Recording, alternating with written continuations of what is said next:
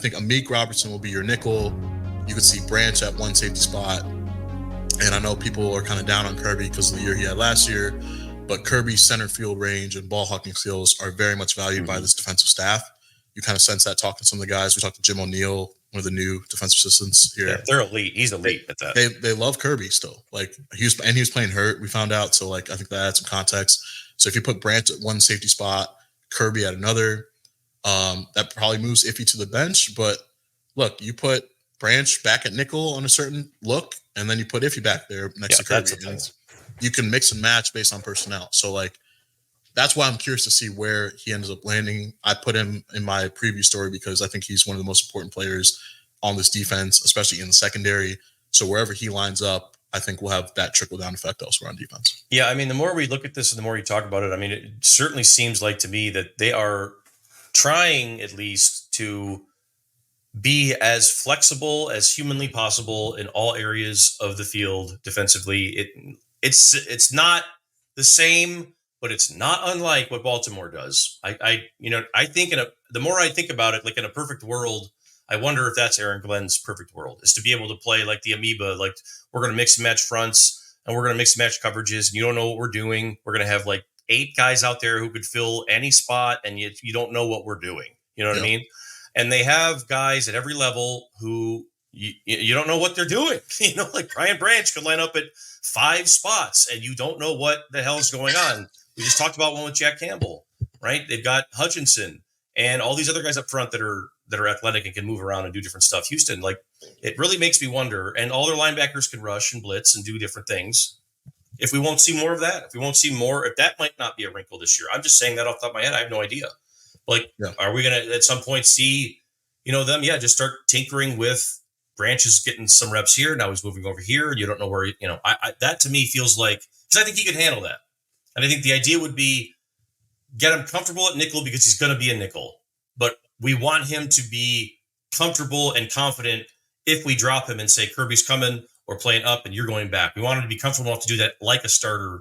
So you got to get more time. That to me feels more realistic.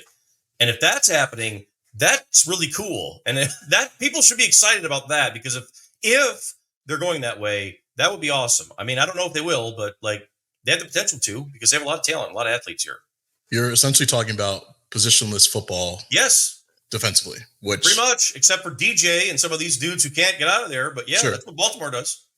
And that's a really cool thought, because you look around, there are so many guys that can do more than one thing. And I feel like that's very much intentional when you bring those guys in. Yeah, it's not accidental. Like, Branch can play everywhere if he can move around. I think we saw them experiment. I think Barnes can play at Sam. He can play the Mike. He can play the Will. Anzalone can play Mike or Will. Even Mekhi Wingo, the 6th-round pick, that he's playing some edge and some defensive tackle. Pascal does that too. Pascal can move inside. Kaminsky can move inside. You have all these guys that have that ability. They're Matthew Betts, the CFL Defensive Player of the Year. He's playing some Sam. James Houston, they've experimented a little bit. Even Levi. Levi's talking about playing some edge this spring. And that's something they want to get him more reps at. So, yeah, you look around and they're trying to throw. They're going to throw something's the house going on. Yeah, something's going on. They're cooking something. Aaron Glenn is in his bag, ready to put together a good defense, I think. So, positionless football, is that what we're seeing in Detroit? Something's going on here. I mean, I feel like they're at least capable of doing some of that, right? Yeah. Because we know Aaron Glenn very well on this show, and like he is not a guy who's ever going to be comfortable being a passive coach, or anyone that you could even consider to be running a passive type system. And, when you think of aggressive football in today's game, you think, or in any game really defensively, you think of blitzing, and the risk that comes with it. There's more you can do to be aggressive and take some of the advantage the offense always has out of their hand.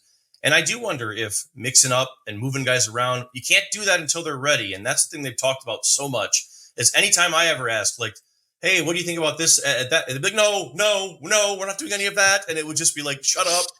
Okay. And then you're like, well, long term, that's obviously a thing that is on the table. And it's just, you don't draft this many guys and sign this many guys that can do multiple things by accident. And you don't make Jack Campbell play edge for 6 games and rush the passer for nothing. You know what I'm saying? you're trying to see everything that everybody can do. And I think the best coaches, and I think Aaron Glenn is on the list of the best coaches, the guys that think about defense that way.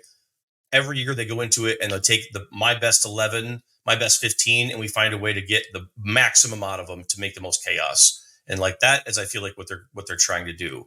So I do think you'll see some more weird lineups, if nothing else. Maybe not positionless, but I think we'll see some lineups this year that you're like, whoa, what's that? I didn't think about that one. You know what I mean?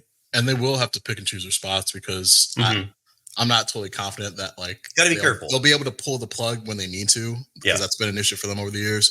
But I am curious to see what they do, because I do think they can present some odd looks, some weird fronts, and kind of throw teams off guard.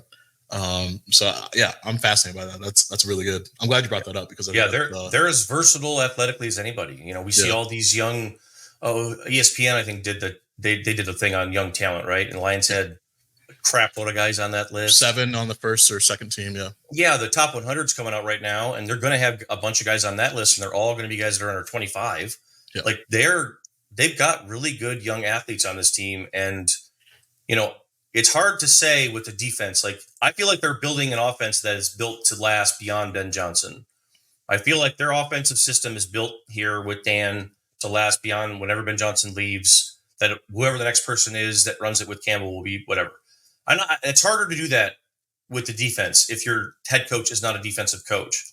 But this is a unique situation. The Ravens did that. Other teams have done that when they have a head coach that everybody believes in, and they say, let's just buy in here. He wants a system. He wants a certain thing and a brand of ball played the way that he coaches.